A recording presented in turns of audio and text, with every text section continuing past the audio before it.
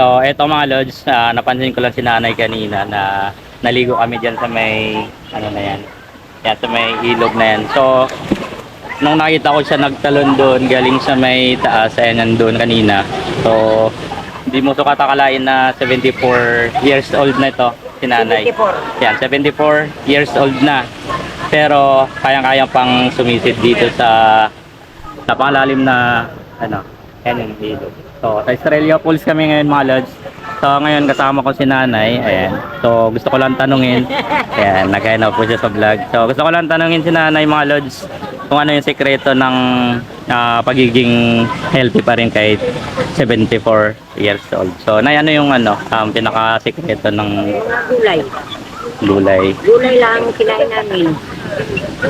Bukod sa gulay na wala nang... Gulay, pagkatapos umaga, exercise ako. Nag-igib.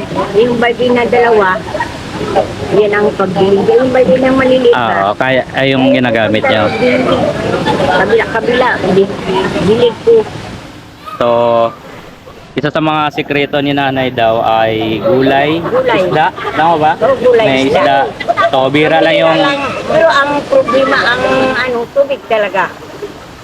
Ay, ang tubig na isang kalte. Ubus ko yan.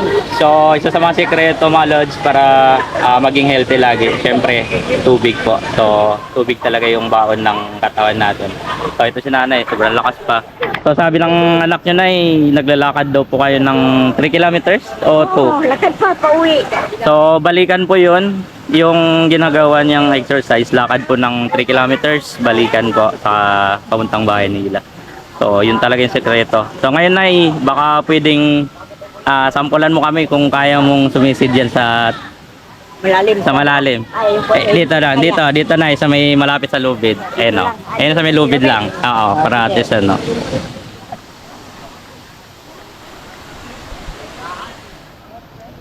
Try ko.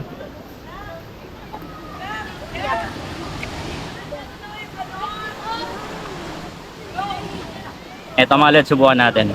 Titisid si nanay. Malalim po yan, lampas tao po yung tubig na yan. Yan o. So, basic pa no.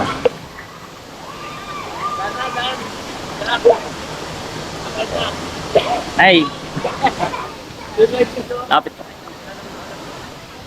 Ayan nyo po lumapit dito. Eh mga lodi, so 74 years old pero kayang-kaya pang sumisid din ano. Oh, basic lang oh. So, yun lang, nay. Ano po yung pangalan nyo po? Lolita Cuenca. Lorita? Lolita. Lolita?